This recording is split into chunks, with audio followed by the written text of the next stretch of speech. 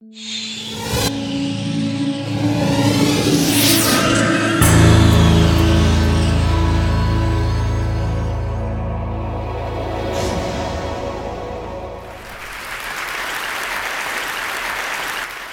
business usual is always value for money. All the time we are trying to get value for money. What we don't look for is value for many. While we are generating value for money, do we care about those 4 billion people whose income levels are less than $2 a day, the so-called bottom of the pyramid? What is the challenge in getting value for money as well as value for many? It is described here in terms of the performance and the price. If you have money, of course, you can get the value. You can get Mercedes for very high price, very high performance. But if you don't have money, what happens? Well, you have to ride a bicycle, carrying your own weight and also some other weight so that you can earn the bread for the day. Well, poor do not remain poor, they become lower middle class, and if they do so, then of course the conditions improve. And they start riding on scooters, but the challenge is, again, they don't get much value because they can't afford anything more than the scooter. The issue is, at that price, can you give them some extra value, a super value in terms of their ability to ride in a car, to get that dignity, to get that safety? Looks practically impossible, isn't it? Now, this is something that we see on Indian streets all the time, but many people see the same thing and think things differently, and one of them is here, Ratan Tata. The great thing about leaders is that should they not only have passion in their belly, which practically all of them have, they're also very innovative. Innovator is one who does not know it cannot be done. They believe that things can be done. But great leaders like Ratan have compassion. And what you said, Lakshmi, is absolutely true. It's not just Ratan Tata, it's the house of Tatas over a period of time.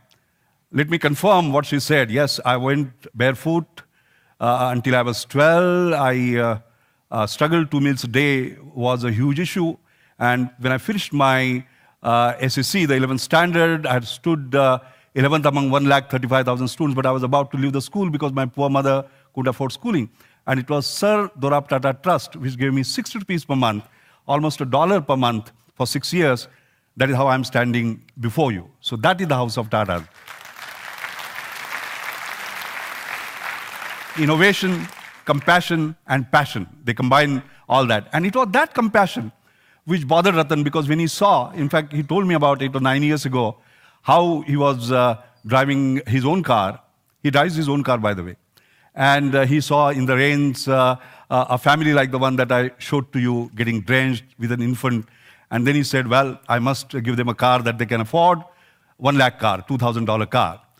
Of course, as soon as you say something like this, people say it is impossible.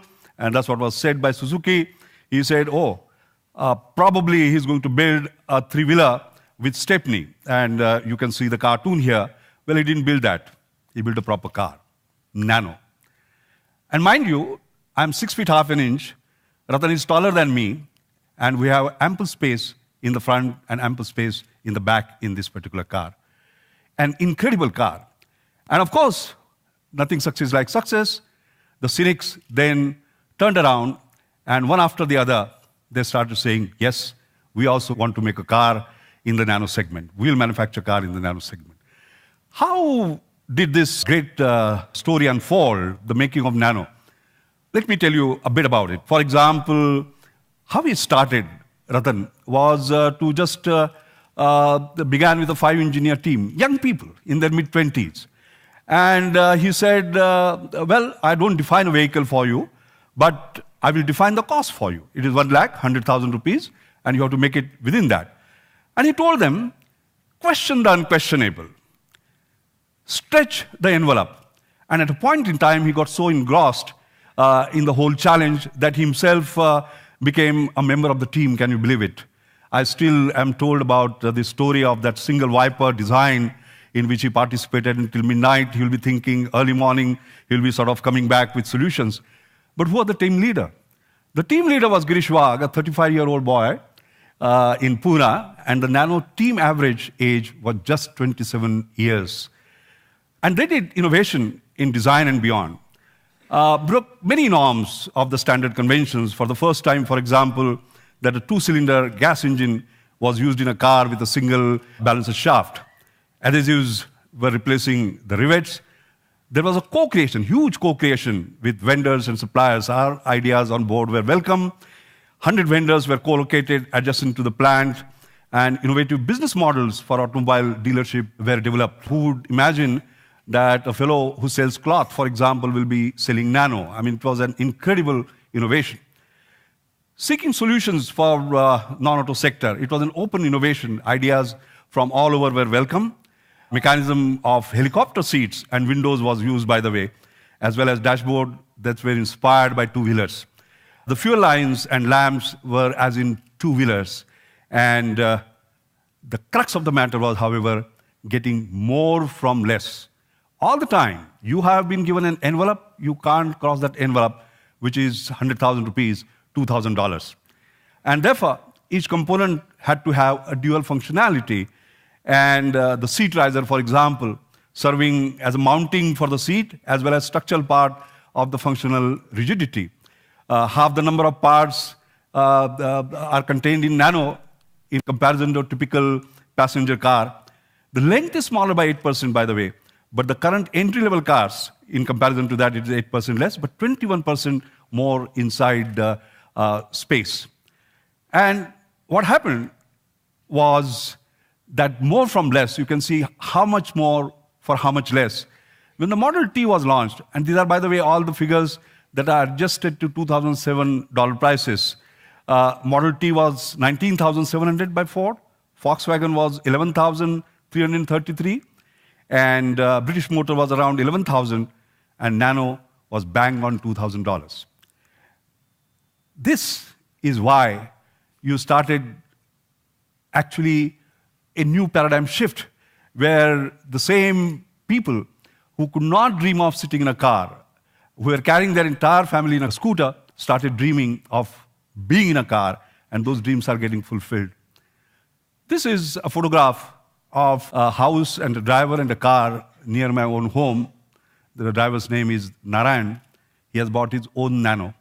And you can see there has been a physical space that has been created for him, parking that car along with the owner's car. But more importantly, they have created a space in their mind that, yes, my chauffeur is going to come in his own car and park it. And that's why I call it a transformational innovation. It is not just technological, it is social innovation that we talk about. And that is where, ladies and gentlemen, this famous theme of getting more from less for more becomes important. I remember talking about this for the first time in Australia about 1.5 years ago when their academy honored me with a fellowship. And unbelievably, in 40 years, I was the first Indian to be honored. And the title of my talk was, therefore, Indian Innovation from Gandhi to Gandhian Engineering. And I titled this More from Less for More and more people as Gandhian Engineering. And that Gandhian Engineering, in my judgment, is the one which is going to take the world forward, is going to make a difference, not just for a few, but for everyone. Let me move from mobility in a car to individual mobility for those unfortunate who have lost their legs. Here is an American citizen and his son having artificial foot. What is its price? $20,000. And of course, these feet are so designed that they can walk only on such perfect pavements or roads. Unfortunately, that's not the case in India. You can see him walk barefoot on an uneven land, sometimes in a marshy land, and so on and so forth. More importantly, they not only walk for to work, and not only they cycle to work, but they cycle for work, as you can see here, and they climb up for their work. You have to design artificial foot for such conditions. The challenge, of course, 4 billion people, their incomes are less than $2 a day. And if you talk about a $20,000 shoe, you are talking about 10,000 days of income. You just don't have it. And therefore, you have to look at alternatives. And that is how Jaipur Foot was created in India. It had revolutionary prosthetic fitment and delivery system, a quick molding and modular components, enabling custom-made on-the-spot limb fitments. You could fit it actually in an hour, by the way, whereas the equivalent other feet took something like day and so on. Outer socket made by using heated high-density polyethylene pipes rather than using heated sheets, and unique high ankle design, human-like looks, flexions, and functions. And I like to show how it looks and how it works.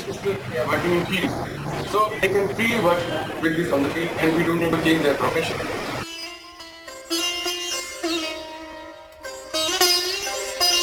See, he jumps. You can see what stress it must have.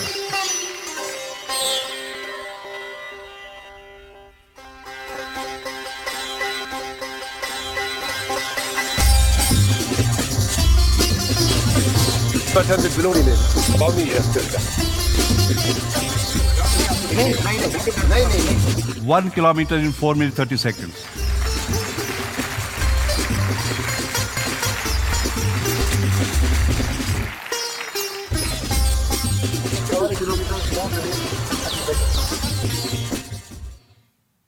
So that's what it is all about. And therefore, time took the notice of this $28 food, basically.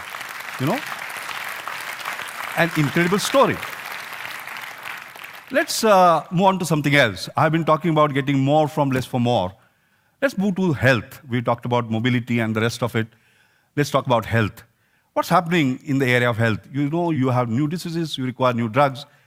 And if you look at the drug development 10 years ago and now, what has happened? 10 years ago, it used to cost about $250 million. Today, it costs $1.5 billion. Time taken for moving a molecule to marketplace after all the human and animal testing was 10 years. Now it is 15 years.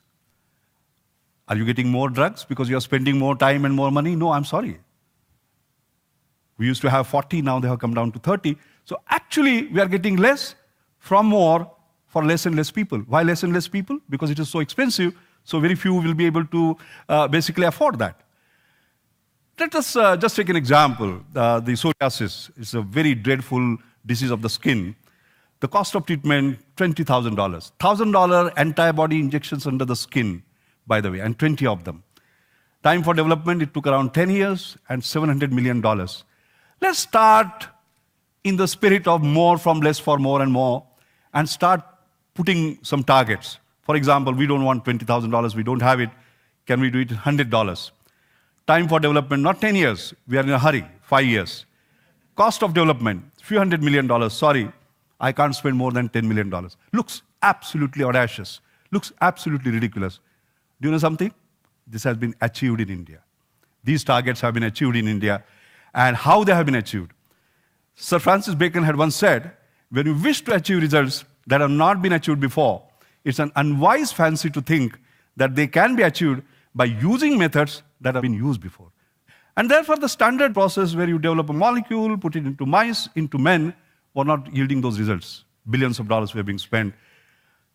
The Indian cleverness was using its traditional knowledge, however, scientifically validating it and making that journey from men to mice to men, not molecule to mice to men. You know? And that is how this difference has come. And you can see this blending of traditional medicine, modern science. I launched a big program when I was the Director General of CSIR about 9 years ago, is giving results not just for psoriasis, for cancer, and a whole range of things, changing the whole paradigm. And you can see this Indian psoriasis breakthrough obtained by this reverse pharmacology, by doing things differently.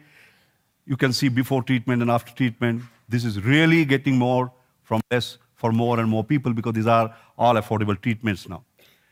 Let me just remind you of what Mahatma Gandhi had said. He had said, Earth provides enough to satisfy every man's need, but not every man's greed.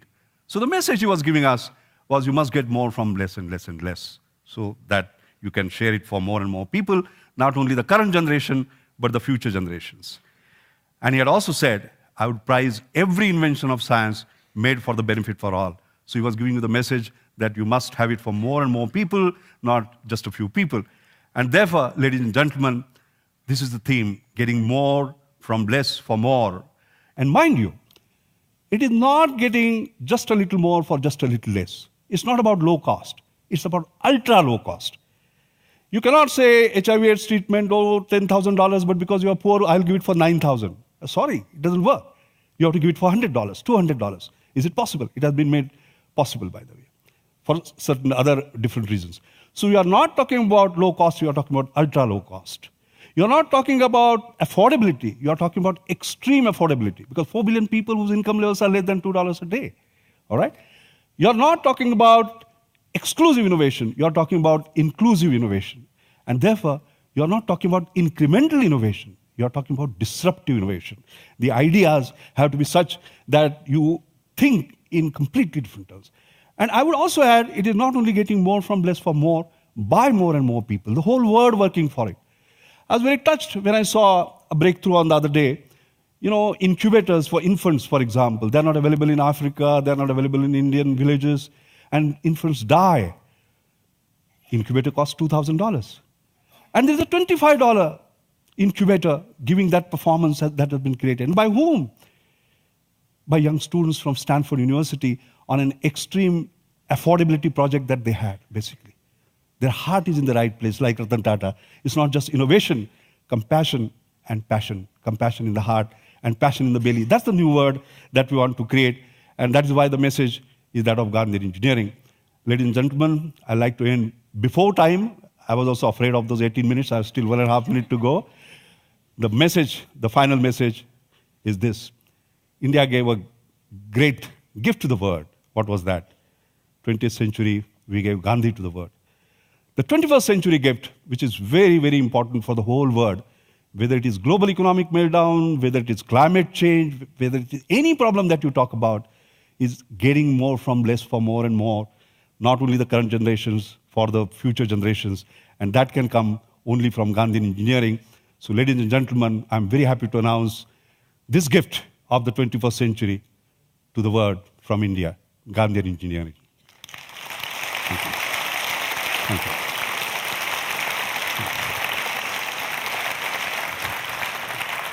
Thank you. Thank you, Dr. Mashelkar. Thank you very much. A quick question for you. You know, when you were a young boy, you know, in this school, what were your thoughts like? What did you think you could become? What was the thing that drove you? Was there a vision you had? What is it that drove you? I'll tell you a story that drove me, that transformed my life. I remember I went to a poor school because my mother could not gather the 21 rupees, that $50 that was required within the stipulated time. It was called Union High School. But it was a poor school with rich teachers, honestly. And one of them was Principal Bhave, who taught us physics. One day, he took us out into the sun and tried to show us how to find the focal length of a convex lens. The lens was here, the piece of paper was there, he moved it up and down, and there was a bright spot up there. And then he said, this is the focal length. But then he held it for a little while, Lakshmi. And then the paper burnt. When the paper burned, for some reason he turned to me and he said, Mashelkar, like this, if you do not diffuse your energies, if you focus your energies, you can achieve anything in the world. All right? That gave me a great message. Focus and you can achieve. I said, oh, science is so wonderful, I have to become a scientist. But more importantly, focus and you can achieve. And that message, very frankly, is valid for society today. What does that focal length do? It has parallel lines which are sun rays. And the property of parallel lines is that they never meet. All right? What does that convex lens do? It makes them meet. This is convex lens leadership. You know what is today's leadership doing? Concave length. They divide them further. All right? So I learned that lesson of convex lens leadership from that. And when I was at National Chemical Laboratory, I built Team NCL. When I was Council of Scientific Industrial Research, 40 laboratories, when 2 laboratories were not talking to each other, I built Team CSR. And currently I'm president of Global Research Alliance, 60,000 scientists from 9 countries, right from India to US. I'm trying to build a global team which will look at the global grand challenges that the world is facing. That was the lesson. That was the inspirational moment. Thank you very much. Thank you. Thank you. Thank you so much. Thank you. Thank you.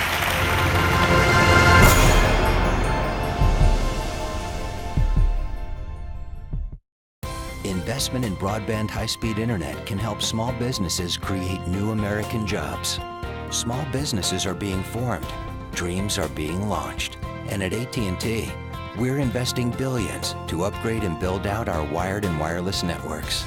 Now is not the time to stall momentum or stifle innovation or investment. Jobs, dreams, and the future are at stake. AT&T, your world delivered.